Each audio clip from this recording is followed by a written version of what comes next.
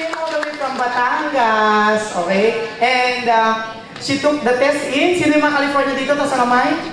Ayan. Nag-shutdown siya at? 75, sir. Oh!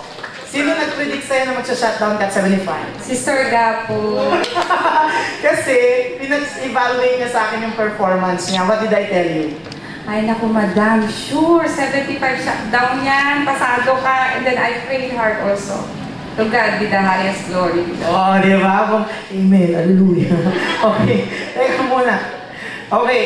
Ang nakakatulong primarily kay ma'am, yung focus. Meaning to say, whatever this is conditions na nadi-discuss, she followed it through. Sabi nga niya, if you know the approach, if you know how to attack the question, if you know the strategies, you're more likely to pass.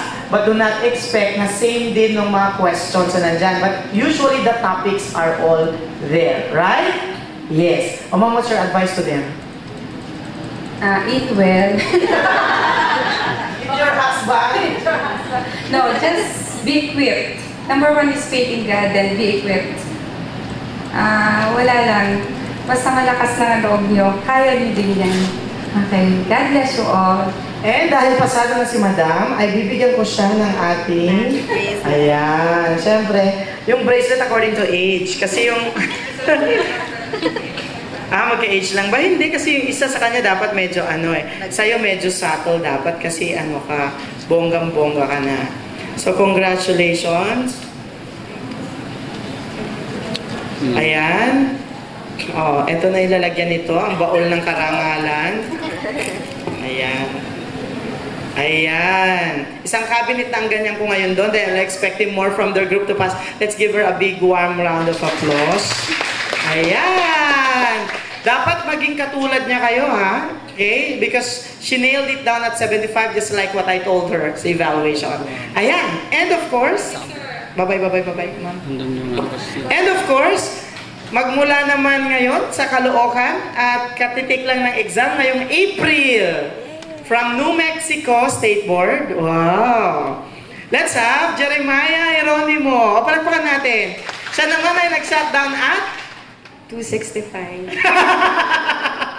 Teka muna, ano yung number 2 question sa'yo? Yung dopamine na computation. Oh, di ba? Dopamine na computation. Na dinikdik ko sa kanila nung review, right? Yes, kaya inaral ko mabuti. Tapos na-happy naman ako kasi yung second question ko. Alam kong sagutin. Okay. So, what will you advise them? Kasi inabot ka ng 265 at siya na lang naiwan mag-isa. Yung una, siya sa unang umalis. Ito naman, siya na may huli. But you know, there's a misconception na pag inabot kasi ng 265, you fail eh. Siya, hindi. So, she's proving the notion na hindi totoo yun. Okay? Na, pag inabot ka ng 265, eventually, you fail, hindi totoo yun. Di ba? Okay, what do you advise them now? Ano lang, mag-practice talaga dyan sa computer kasi ang laking help. Like sa akin, 265, natapos ko lang. Pero hindi ako nainip, parang hindi ako napagod. Dire-diretso lang. Kaya, yun, go pa rin. Tsaka actually, hindi nga ako nag-take ng break pero hindi ko naramdaman.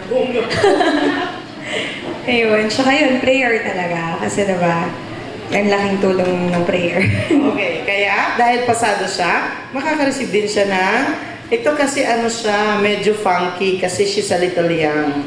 Ayan, congratulations. At ito na ang baul ng karangalan. Okay, thank you Jeremiah for coming over and inspiring them and giving them advice. Okay? So whatever it is, kay 75, kay 265, ang importante, pasado. Tama? Palakpakan po natin silang dalawa. And let's thank them for coming over. Si Ara. Ayan, ingat po. Okay? Ingat, ma'am. Ma'am, ITIN lang. Hindi na kailangan ng SSS number. That's a new method. You can get your license na. Okay.